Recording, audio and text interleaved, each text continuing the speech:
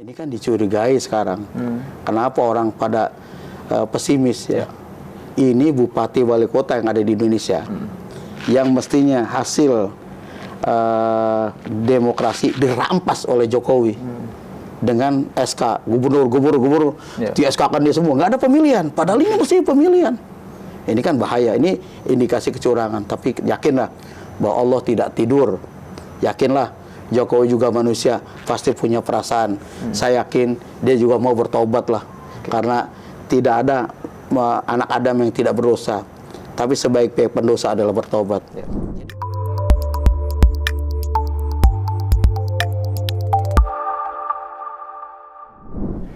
Halo Tribuners, apa kabarnya? Bertemu lagi bersama saya, Daniel Andrean Damanik, pada program Adikarya Parlemen. Kali ini tepatnya pada Senin 25 September 2023, kami secara langsung akan mewawancarai seorang tokoh yang ada di kawasan Cirebon, yaitu Bapak Anwar Yassin. Halo Pak, apa kabarnya? Alhamdulillah baik. Baik Pak ya. Baik, alhamdulillah. Kelihatannya juga sehat dan penuh semangat ya. Iya. Oke. Pak Anwar ini merupakan seorang politisi dari Partai Keadilan Sejahtera, ya Pak ya. Yang kalau dihitung dari tanggal 25 baru saja berulang tahun. Tepatnya tanggal 19 September Pak ya. Benar Pak ya? Iya. Oke. Selamat ulang tahun buat Bapak ya. Semoga sehat selalu. Amin. Semakin diberkahi. Oke, baik.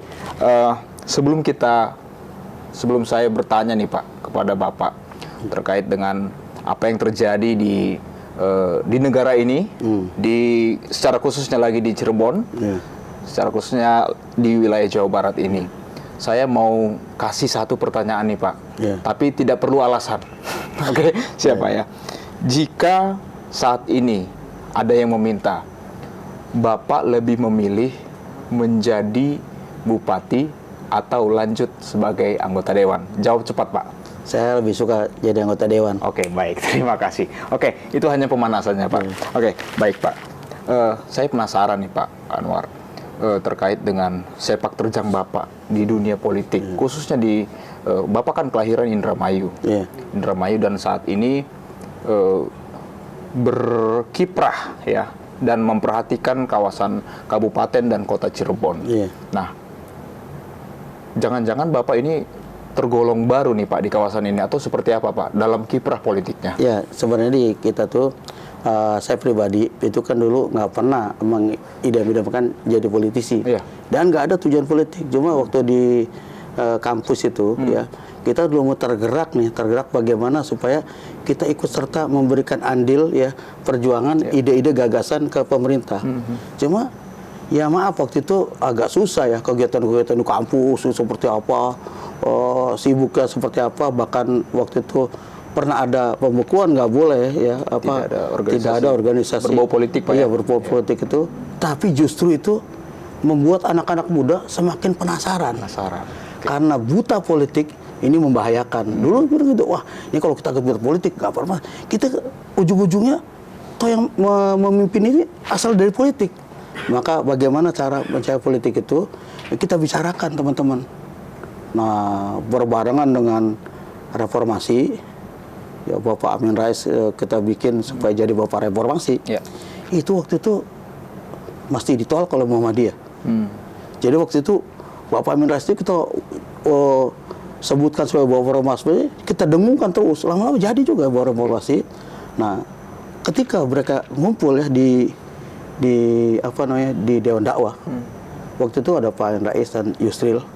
Ya, anak-anak muda sebagian besar ini, anak-anak muda datang ke Pak Amin. Datang di Dewan Dakwah di Keramat Raya itu, datang. Udahlah, Pak Amin, kita bikin partai aja. Pak Amin pimpinannya, sekretarisnya Pak Yusril. Ini cocok nih, keren nih, bagus. Terus, tapi kita anak-anak muda pengen dong supaya tidak pecah kepribadian, ya minimal asasnya Islam lah, supaya bernilai ibadah enak. Pak Amin Rais nggak mau. Kata Pak Amin Rais itu kalau Islam itu namanya apa ya, bajunya kesempitan lah. Gitu. Kita nih pengen nampung semua, kenapa Luas jadi ya, Islam? Pak, harus lebih besar ya. Dipikirnya begitu. Padahal kita yang pikirkan bahwa Islam itu rahmatin lil alamin.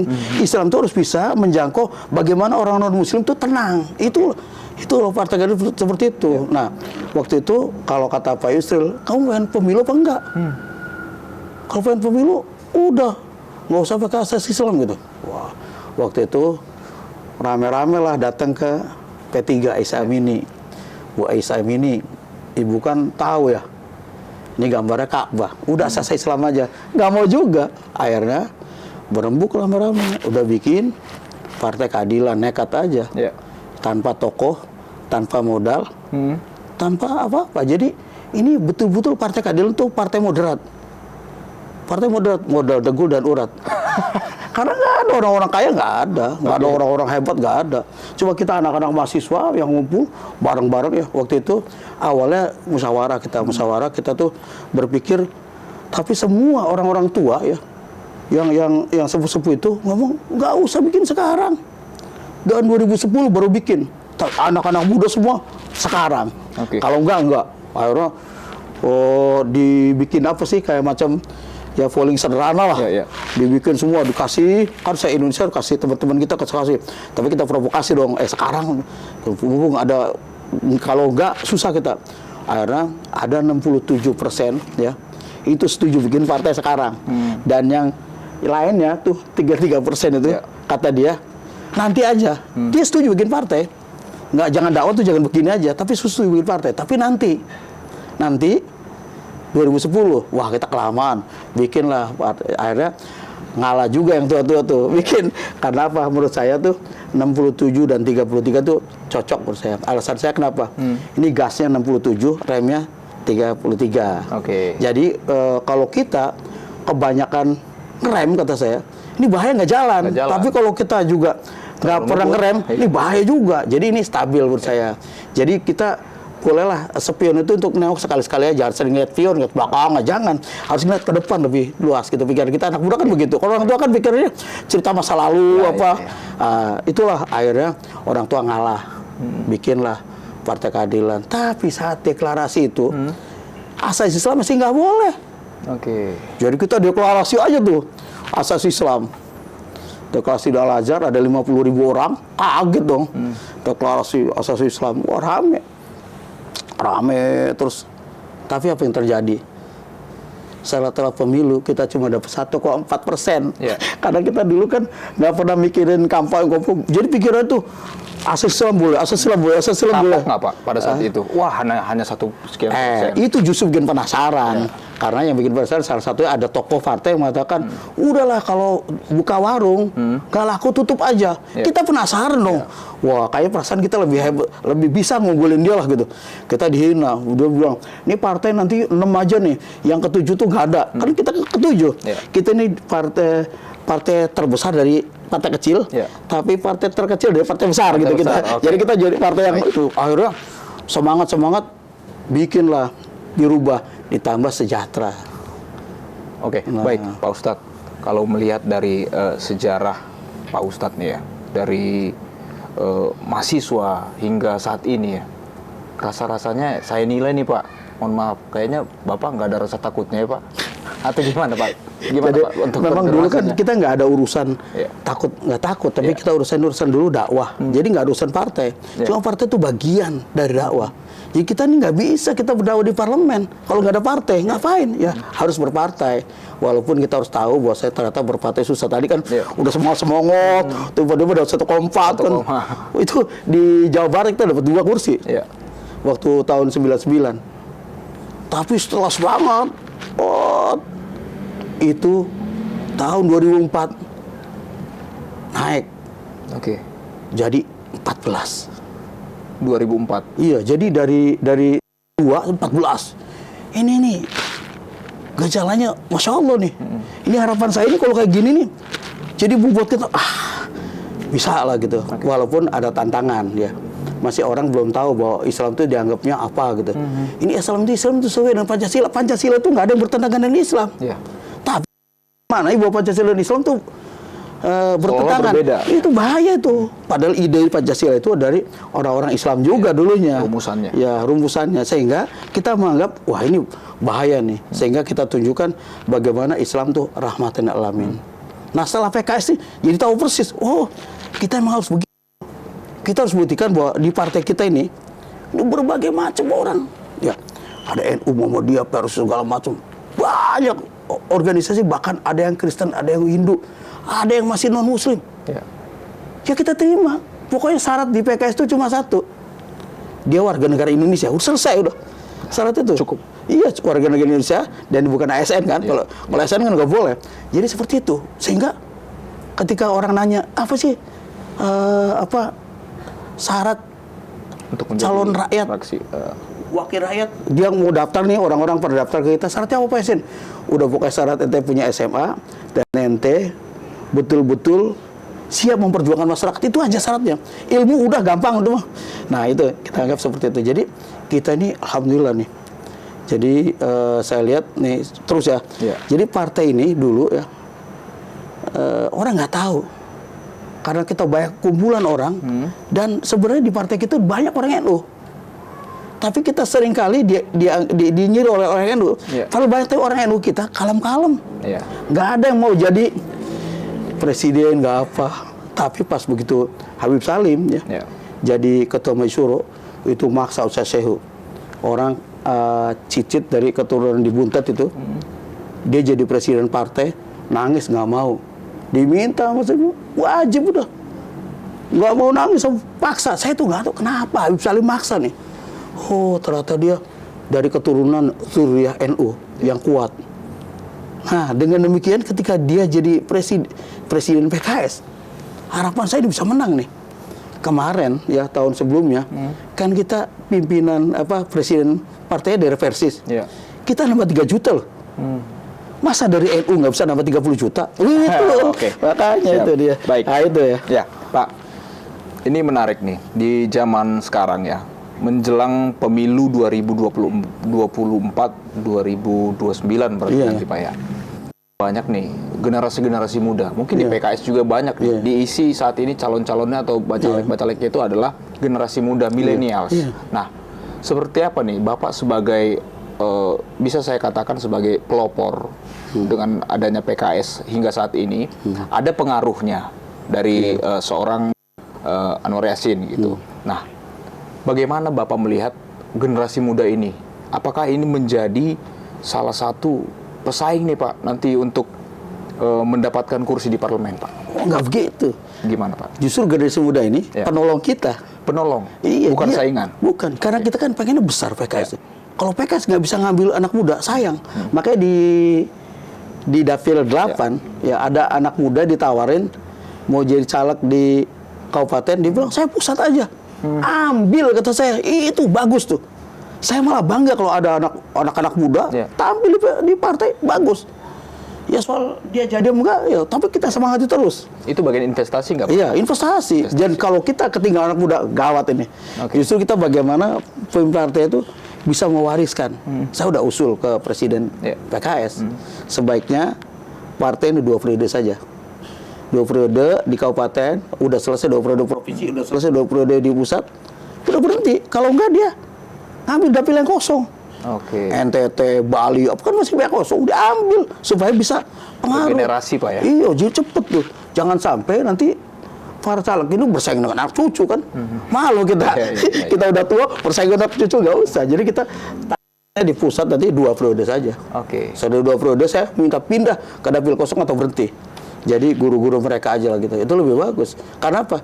Ya tujuannya bukan kita atau siapa. Bagaimana PKS menang. Karena saya yakin ini negeri ini kalau dengan PKS menang, insya Allah lebih baik. Oke. Saya sangat yakin. Baik.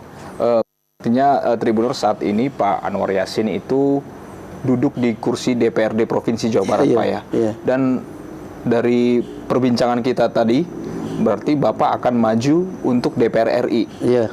Oke, untuk dapil berapa Pak? Dapil 8. Dapil 8 itu Dapil mencapai 8 itu sama dengan dapil 12 Jawa Barat. Jadi dapilnya sama, cuma butuh suaranya lebih banyak. lebih banyak lagi. Iya, gitu aja. Suaranya. Nah, tadi kan Bapak sudah menjawab cepat nih Pak. Ya, menjawab cepat. tadi saya bertanya tidak perlu alasan dari Bapak. Kali ini saya butuh alasan. Apa alasannya Bapak untuk saat ini lebih memilih menjadi legislatif dibandingkan eksekutif? Jadi Silakan, gini, Pak. kalau legislatif itu punya kewenangan, ya. Memang eksekutif itu raja kecil. Itu bukan tipe gue gitu. Oke. Ya, bukan tipe saya banget. Karena dia itu ya orang lain aja lah. Kenapa? Saya mengawasi. Saya akan membimbing generasi muda supaya bisa memahami rule ininya. Tapi banyak yang meminta loh, Pak. Ya banyak. Ya kan orang beda-beda. Ya. Setiap orang punya proses beda. Kalau saya lebih suka. Kenapa? Saya pengen membuktikan ternyata DPR itu bisa membantu masyarakat dengan baik. Kita bisa sama dengan dewan lain. Kita bisa kerja sama bupati, wali kota dengan support dari dewan. Oke. Nah, apalagi dewan itu kan bisa memasukkan ide-ide gagasan membuat undang-undang peraturan. Kalau bupati itu pelaksana. Saya buat apa bukti kata presiden begitu, nggak bisa berkutik apa-apa. Dia nggak boleh berkilah. Mau beda partai sama presiden mau apa, nurut itu wajib. Karena memang secara hukum ini. Nah, kalau di dewan itu kan dia bisa ngasih masukan ke pemerintah langsung. Ini lebih bagus seperti itu. Maka saya lebih suka saya di dewan aja lah. Gitu. Tapi tidak menutup kemungkinan untuk menjadi seorang eksekutif, Pak. Aduh, tapi ya saya udah milih yang lain lah. Anak-anak muda banyak yang senang. Saya setuju tuh. Jadi tiap orang yang suka itu saya bangga. Ente suka, tapi ente harus tahu resiko. Bahwa kita ini jadi pemimpin tuh jadi pelayan. Hakikat pemimpin itu pelayan. Kalau dia tidak siap jadi pelayan, jangan jadi pemimpin. Sehingga kesiapan jadi pelayan ini sangat baik kalau banyak yang suka ya. Baik, Pak, menarik tadi Bapak mengatakan kalau bahkan ada seorang sosok anak muda yang menginginkan juga ada di Dapil 8 ini untuk DPR RI. Bapak tidak masalah. Apa pesan yang Bapak berikan kepada generasi-generasi muda yang menginginkan di posisi ini untuk sama-sama nanti maju untuk menduduki kursi di DPR RI, Pak? Justru saya ngajak ya. Cepat berjuang sebisa mungkin. Bahkan sebelum dapat SK, ente bergerak. Kata, Pak Ustadz, saya belum dapat SK. Udah nggak usah nunggu SK, bergerak aja. SK belakangan. Yang penting bergerak dulu karena ente ini orang baru dan kita orang-orang lama ya harusnya tahu diri. Kita bimbing tuh orang-orang baru supaya geraknya lebih cepat. Kenapa? Jadi kalau dia bergerak di daerah A, kita daerah B. Jadi biar tidak ada lagi daerah blank spot. Ini kan bahaya. Ini kalau semuanya bergerak di celuk yang sama, berpartai nggak bisa besar. Itu logika saya begitu. Baik, Pak, menarik ya. Di dunia politik ini, Pak, menghadapi kehadiran dari generasi muda. Saat ini mungkin yang termuda adalah generasi milenial. Nah, saya tidak terlalu suka menggunakan istilah senioritas, Pak. Tapi saya mau bertanya kepada Bapak. Di dalam dunia politik ini, dalam Bapak membina dan mengayomi generasi-generasi muda ini, Bapak memposisikan sebagai apa? Apakah sebagai kakak atau sebagai ayah untuk anak-anak muda? Justru saya memposisikan mereka sebagai teman banyak. Sebagai teman. Jadi bagaimana apa-apa yang kita lakukan, apa-apa yang kita jalani lambat, saya harap anak muda itu bisa lebih cepat. Jadi saya pengen gini, anak-anak muda itu kedepannya lebih baik dari saya. Karena apa? Kalau kata Rasulullah ya, perbaiki perahumu, lautan semakin dalam. Artinya apa? Bahwa problematika akan datang itu lebih besar dari sekarang. Dan itu dibutuhkan orang lebih hebat dari kita. Maka kita bina anak-anak muda itu, kita didik, kita latih, kita jadikan bila perlu kita ajak dia, kita rangkul bersama-sama melihat kondisi. Dia nggak boleh terpelosok pada apa yang kita dulu terpelosok. Dia nggak boleh terjadi pelemahan. Kalau kita dulu miskin, anak muda nggak boleh miskin. Kita kasih. Dulu kan orang tasawuf bilang, udahlah kita yang penting di dunia nggak apa-apa, yang penting di akhirat bahagia. Nggak bisa. Kalau orang Islam mengatakan yang penting di akhirat bahagia, di dunia nggak apa-apa, dia salah dia. Dia Islam yang mana? Dia ngikutin Rasulullah nggak? Rasulullah ngajarkan doa, Rabbana atina fid dunya hasanah wa fil akhirati hasanah wa qina adzabannar. Jadi di dunia harus baik, di akhirat juga baik. Jadi nggak boleh anak muda Islam cita-cita udah saya mah yang penting dapat surga, di dunia ke surga nggak boleh. Coba di dunia inilah kita dikasih tugas untuk memakmurkan bumi ini. Di dunia ini kita tugas haji, zakat, apa di dunia. Akhirat nggak ada tugas itu. Ya. Kita sudah menikmati. Udah kalau di menikmati. akhirat. Jadi itu yang harus kita bangun sehingga Rabbana atina fid dunya hasanah wa fil akhirati hasanah itu betul-betul terjadi kita ya. Jadi kita betul-betul bagaimana kita didik anak muda ini jangan sampai sengsara di dunia. Ya. Makanya Allah berpesan kan, wal yakhshal ladzina law taraku min khalfihim dzurriyyatan diafakhu alaihim. Takutlah kalian kepada generasi setelah kalian menjadi generasi yang lemah. Itu nggak boleh. Orang tua yang melihat generasi lemah diam aja dia berdosa.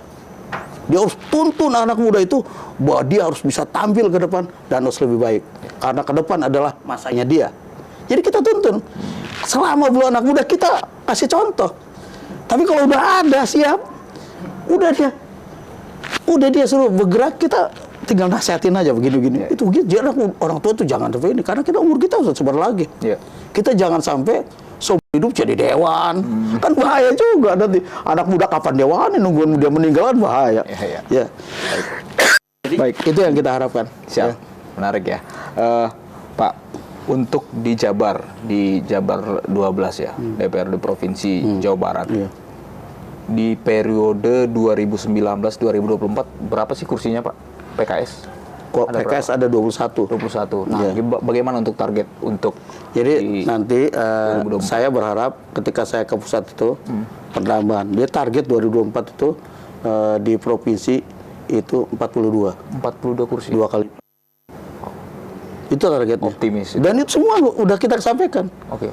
Ini kan kader-kader di Jabar 12 dia bilang, Ustadz, kita nggak mau lah ke provinsi, kalau Ustadz masih provinsi, udah usulin aja. Usulin di pusat, nanti saya juga ke pusat. Bisa. Diusul ke pusat, mereka berlomba-lomba. Nah, harapan saya minimal 2. Untuk di provinsi. Buat apa 1? Saya juga dulu 1. Jadi saya bimbing tuh. Saya didik supaya dia lebih cepat gitu. Artinya harus ada perkembangan. Harus ada perkembangan. Baik. Kita berbicara tentang Pilpres 2024. Alhamdulillah. Ya. Saat ini ada yang datang, ada yang pergi, ada yang meninggalkan, ada yang datang untuk bergabung. Nah, seperti itu Pak. Dan ada isu-isu kuat di partai lain. Nah, PKS itu mengusung Bapak Anies Baswedan. Nah, apa nih Pak yang bisa Bapak sampaikan? Kenapa sih harus Anies Baswedan? Jadi emang di kita ini kan platformnya kita di Majelis Syuro ya. Di Majelis Syuro itu kumpul orang-orang hebat, anggota Majelis Syuro. Sebanyak 100. Ini berkumpul memusyawarahkan dan ngambil kesimpulan. Waktu Majelis Syuro ke-7 itu baru indikasi calon presiden begini. Saya sudah bayangin. Ini indikasinya satu, ini arahnya ke Anies. Saya kan merasa ya, ketika indikator disebutin begini, yang terakhir itu kan harus berubah, lebih baik. Karena itu tanggung jawab kita, bagaimana kita harus lebih baik. Ya, tadi saya sampaikan, hari ini harus lebih baik dari kemarin dan besok harus lebih baik dari ini. Itu udah tagline kita tuh. Yang berubah, wah ini Anies nih, gitu. Sehingga walaupun teman-teman belum meyakinkan Anies, saya dalam hati saya udah yakin. Ini waktu Majelis Syuro ke-7. Makanya ketika ditanya orang-orang ada payung Anies, ada jaringan nasional pada datang ke saya, ini PKS kemana nih? Orang udah gumur-gumur. Insya Allah ke Anies. Yakin? Saya buktikan. Karena ini hasil Majelis Syuro-nya itu udah mengarah sebenarnya. Tapi kan belum bisa nyebutin. Kan hak prerogatif di Majelis Syuro. Tapi begitu Majelis Syuro ke-8, ternyata udah menuju Anies.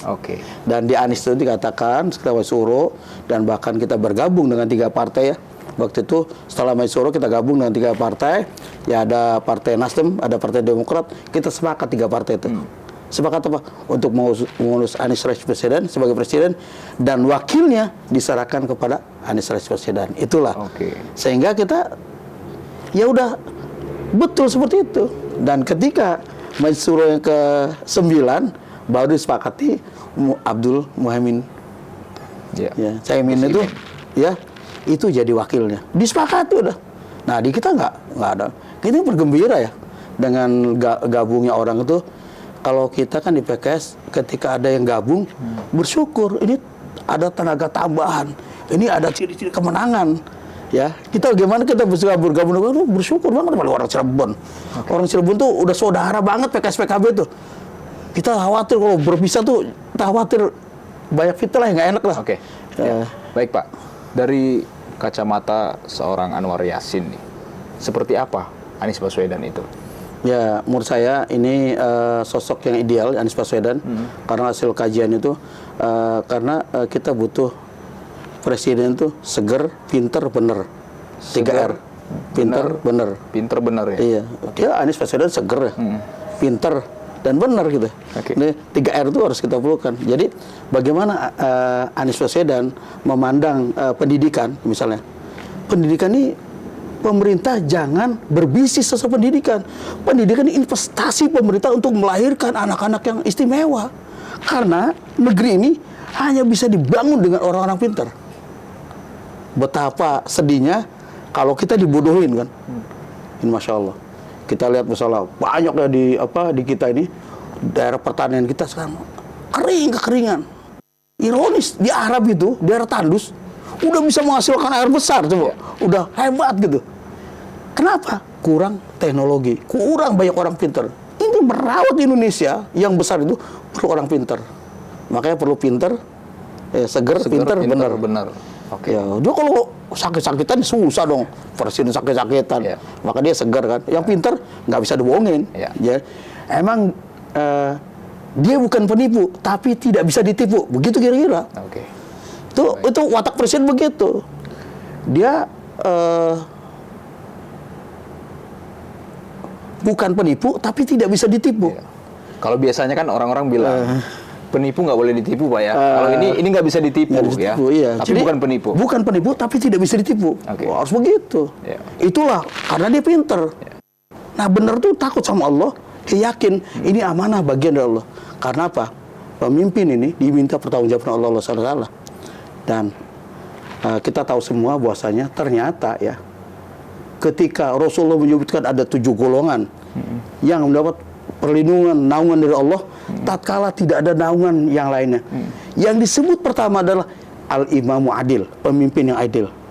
Ini yang akan dapat perlindungan dari Allah. Makanya saya pikir kalau dia pemimpin adil, insya Allah dia perlindungan Allah. Dan saya yakin kelihatan ya saya sih nggak peduli ya dengan adanya ya tadi tuh survei pokoknya udah seret begitu. Kata saya wa makaru wa Allah wallahu khairul makirin. Mereka punya rencana, Allah punya rencana, dan rencana Allah adalah rencana terbaik. Okay. Jadi Anies ini kalau survei selalu ketiga ya. Tapi kok nomor 1, nomor 2 kayak gelisah. Yeah. Buktinya sekarang dia belum punya wakil. Yang punya wakil baru Anies doang coba. Nah, gimana kita buktikan? Jangan-jangan nih Prabowo sama Ganjar gabung. Yeah. Karena ketakutan. Nah, kalau dia Anies kecil nggak dipikirin kan, wah Anies kecil ini, tapi sekarang dihalang-halangi. Ini menunjukkan bahwa sebenarnya Anies tuh besar gitu menurut saya. Itu jadi kekhawatiran nggak Pak? Kalau yang 2 itu jadi 1 menjadi kekhawatiran nggak? Bagus. Apa? Iya bagus. Ya kan kita bisa lebih jelas ya bagus, nggak apa-apa. Ya emang resiko kita kalau kita kalah ya jelas rakyat udah tahu milih siapa. Nah kita kelemahannya ini sekarang belum bisa mendidik masyarakat dengan baik, sehingga sulit ya. Oke. Ini tantangan benar. Kalau masyarakat pinter, gampang nih. Artinya Bapak masih melihat sekarang ini abu-abu ya? Wah, masih ada yang abu-abu ya? Bukan main, ya? Belum jelas. Jadi ini bahaya nih kondisi sekarang. Jadi negara ini dibawa kemana, mau ngapain? Lihat kemandiriannya pun nggak ada. Ini kan bahaya banget. Ya, kita nggak usah ngomong lah tentang Presiden Jokowi yang nggak enak ya. Kita omongin misalnya. Dia mobil SMK dari awal pencalonan sampai sekarang nggak ada mobil SMK. Kemana tuh? Kan kita nggak bisa bicarakan, tapi tutup lah itu, nggak usah dibicarakan aibnya Jokowi ya. Tapi kita pengen ada perubahan dong. Nggak boleh berbohong. Kita lebih suka orang terus terang, oh iya saya begini, daripada berbohong kita jadi hati-hati. Nah mudah-mudahan Mas Anies ini termasuk orang yang nggak suka berbohong. Itu. Oke, baik. Saya mau mengaitkan Pak antara yang Bapak sampaikan tadi tentang kemandirian dan kondisi perekonomian, khususnya dampaknya menjadi kemiskinan di tengah masyarakat. Seperti apa Pak Bapak memandang, kita pandang pada skup Kabupaten Kota Cirebon dan Indramayu saja dulu. Jadi Seperti apa, Pak? sebenarnya kalau kita secara umum nih, Ya. secara umum saya pernah mengatakan ya, pemerintah ini boleh membutuhkan investasi asing, tapi jangan diikutkan dengan tenaga kerja asing. Loh, dia kan punya modal, ya kita punya bergening. Kita punya Pancasila. Kata saya, coba misalnya gini, barang siapa pemerintah asing investasi di Indonesia, 1 tahun tenaga kerja gratis. Siapa yang bayar? Pemerintah. Itu bentuk membentengi tenaga kerja Indonesia. Selama setahun dibiayai oleh kita, tahun kedua perusahaan asing membiayai. Jadi nggak usah karena sebenarnya investasi butuh, tapi yang jangan diikutkan dengan tenaga kerja asing. Kita habis dicafok. Kita nggak ngapa-ngapain coba. Wah, sengsara lah kalau kita lihat kondisi alam kita di Indonesia ini habis-habisan, diacak-acak. Orang asing pada ketawa aja. Ini kita ini negara kita, negeri yang subur, yang bagus yang ini. Negara yang jadi perebutannya orang asing. Ya. Saling berebut. Nah kalau kitanya bodoh, bahaya. Maka kita butuh yang pintar, segar, benar tuh. Supaya dia betul bisa mandiri. Nah kemandirian sekarang kan susah nih. Ya. Salah satu kelemahan kemandirian itu banyak utang. Coba lihat, orang kalau punya utang di rumah. Ada, Assalamualaikum, dia kabur. Padahal bukan penagih utang, takutnya penagih utang. Kan begitu kira-kira. Takutnya tagihan listrik. Iya, nah, ini kan seperti itu. Jadi makanya kata saya, memang apalagi di Indramayu Cirebon, ini sebenarnya perlu sentuhan teknologi. Ya. Kita nih garam nih, garam di Losarang, garam di Cirebon banyak nih garam, tapi nggak pernah sentuh teknologi. Saya pernah lihat sini tukang petani garam, itu ada 500 petani garam, kita masukin lab hasil lain semua. Oke. Ini bagaimana orang mau beli? Nah, pemerintah bukan cuma bantu doang, tapi pemerintah ini memberikan solusi, dididik mereka supaya punya standar membuat garam. Tapi bukan cuma standar membuat garam, dibikin lomba. Perusahaan-perusahaan yang ada di Jawa Barat harus garam Jawa Barat. Tapi nanti garam Jawa Barat harus standar. Ini kan garam yang nggak standar. Alasan. Ada yang asin banget, ada yang kurang ya Pak? Orang yang bikin garam bagus juga, kata dia ngapain Pak Yasin? Garam pakai bagus-bagus. Tuh, harganya sama. Nah, ini kan bahaya kalau gitu. Sehingga pemerintah ini harus betul-betul ya. Aduh, garam yang mahal kan garam farmasi. Mahal banget tuh. Terus sekarang farmasi, ada lagi garam industri. Nanti kalau ada garam sehat, garam diet itu harus dibikin. Dan belum ada. Di kita belum ada. Kenapa? Ada nggak? Ada. Apakah garam segitu aja? Allah memberikan rezeki itu bukan cuma garam. Limbah garam itu harganya lebih mahal. Ya. Tapi orang nggak tahu. Kenapa? Kurang teknologi. Nah, oleh sebab itu, ini teknologi inilah yang kita bangun seperti itu. Nah, dulu saya ingat nih Pak Anies ya. Pak Anies itu waktu jadi gubernur DKI, dia bikin food station. Ya. Food station tuh bikin, dia itu tuh beli hasil pertanian Indramayu, dimodalin, dibeli. Saya bilang, Pak, Bapak mau-mauan dijual ke Jakarta, kan Bapak orang Jawa Barat. Kata dia, apaan ini untung? Daripada saya nggak jelas nanam, nggak ada yang beli, ini dipesen nanam ini beli ini. Jadi Anies itu ya sudah memberikan solusi kepada masyarakat Indramayu sebelum jadi presiden. Oke. Jadi bagaimana kita nggak dukung tuh? Ya. Tapi orang nggak tahu kayak gitu. Jadi bagaimana dia bikin food session apa bisa dia membuat ketenangan orang-orang miskin dapat bagian apa tuh begitu bagus. Oke. Dan lihat ide-idenya tentang tol, tentang apa, bagus sekali. Jadi ide Anies itu bagus. Nah itu perlu didukung ya begitu. Nah harapan saya begitulah. Cuma kan sekarang problemnya apa mungkin menang? Itu yang jadi ini pertanyaan besar. Ya. Mungkin orang bilang Anies mah nggak bakal menang lah, tapi kan kita nggak bisa begitu. Ya saya berharap mudah-mudahan para pemirsa orang-orang nih ya dapat inilah hidayah dari Allah, dapat semua yakin bahwa negara ini dalam ancaman. Oke. Ancaman yang pertama itu sebenarnya ancaman tentang tidak ada benteng Pancasila di negeri ini. Jadi orang komunis bisa masuk ke dalam gampang. Dulu ada benteng Pancasila nih, ya. Sekarang orang nggak ngerti Pancasila apa masuk aja ke negeri kita kan bahaya. Jadi harusnya negara ini membuat benteng Pancasila, setiap orang masuk ke Indonesia harus ditatar Pancasila, penataran Pancasila. Ditatar bagaimana supaya dia memahami Pancasila, supaya paham orang Indonesia itu orang Pancasilais. Nah sekarang nggak bisa. Orang perusahaan besar Indonesia ada yang nggak bisa bahasa Indonesia, nggak bisa bahasa Inggris, bahasa Cina doang. Coba dia nggak pernah ditatar Pancasila. Nah mudah-mudahan nanti ke depan pemerintah kita dan rakyat sadar bahwa pemersatu kita dari Pancasila harus dijaga NKRI, bukan cuma omongan doang. Saya Indonesia, saya Pancasila, tapi dia korupsi. Nggak ada. Malu lah orang ngaku Pancasila, ngaku Indonesia korupsi, malu. Karena nggak ada ajaran Pancasila membiarkan korupsi. Seperti itu. Oke, baik Pak. Yang terakhir nih Pak, apa mungkin pesan damai khususnya untuk 2024 nanti Pak? Ini kan kalau Februari nanti adem nih, kemungkinan di November akan adem.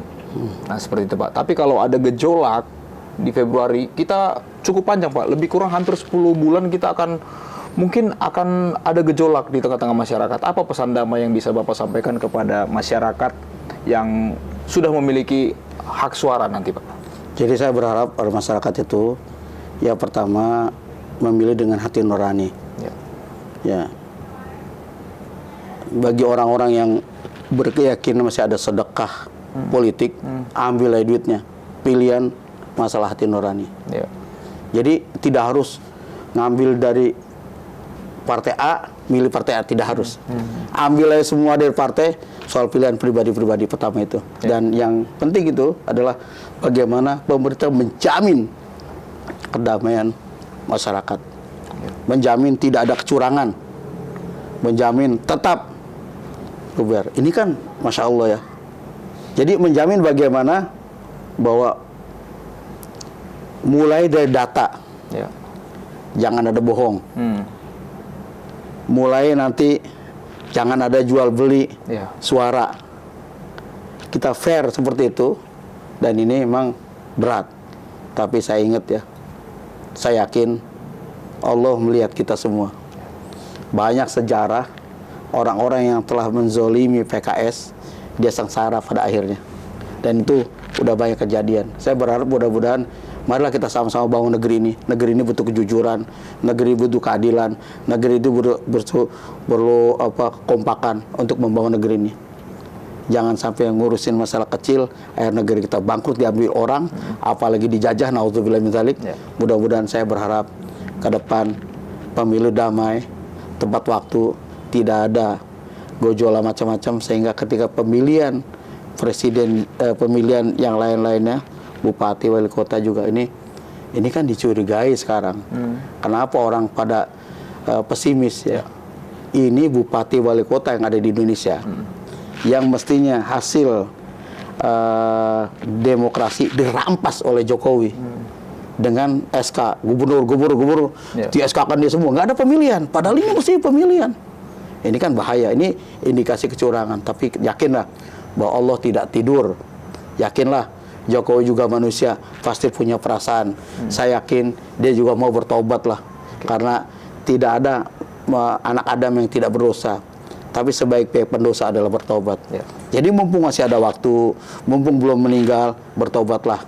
Kita khawatir, kita pengenlah semua pemerintah kita aman, damai, tentram. Ya jangan sampai nanti ke depannya karena dia kekeh memperjuangkan apa-apa, akhirnya sejarah kita menyedihkan.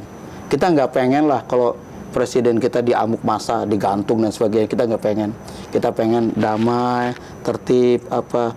Tapi ingat bahwasanya di atas pengadilan ada pengadilan, yaitu Allah SWT.